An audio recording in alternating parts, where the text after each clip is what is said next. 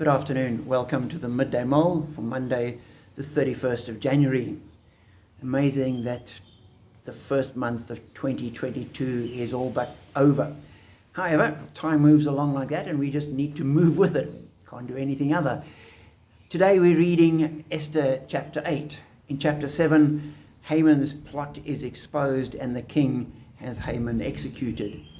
In chapter 8, we read how he then appoints Mordecai essentially to take over Haman's position in government. And Esther goes to the king and says, although Haman's been done away with, the people are still under threat. There's still this command which has been given that the Jews should be annihilated. And since the law of the Medes and Persians can't be undone, a new law is issued essentially saying that the Jews can band together, and if anyone attacks them on that day, they may defend themselves and they may kill the person that's trying to attack them and take their possessions. And no doubt that would pay to the initial plan of exterminating the Jews, because it was now clear which side the imperial might was on, and so people would align themselves differently.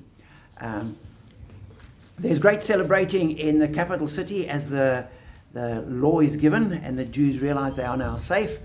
And we're told in the last verse of the chapter, and many people of other nationalities became Jews because fear of the Jews had seized them. And as I thought about that, I thought that is so true of how people behave. We look at what our threats are, what we need, and we align ourselves according to that. I don't believe that the Jewish people were any stronger because of all those people joining them. They didn't join the Jewish nation or the Jews because they saw the God that the Jews worshipped and thought that God makes much more sense than the pantheon of gods we have around us.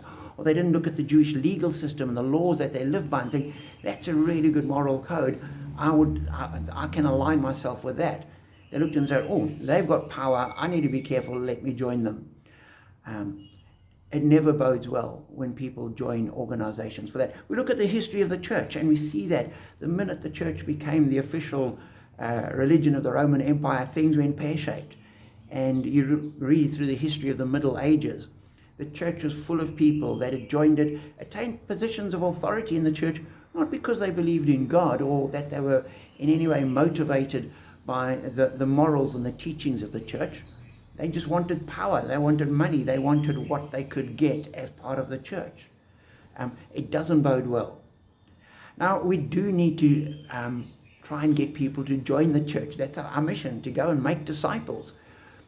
But it's not just to get them to come to the church. It's to become disciples of Jesus. That we need to introduce people to God. They need to get a glimpse of who this God is and what this God offers them, not physically and materially here and now, but in terms of eternity. That he offers them love, he offers them joy, he offers them peace, he offers them an eternity at his side. He offers them freedom from the disasters of our past and all the sins we've committed and the brokenness of our lives. That's what he offers. And that's what people need to see and want. Not just that materially here and now I will benefit. So be encouraged to live your life out for God, knowing that he has given us all things.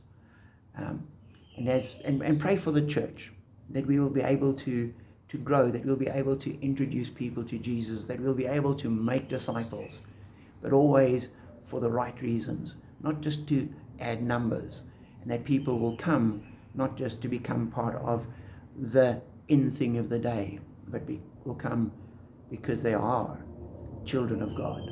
Be blessed.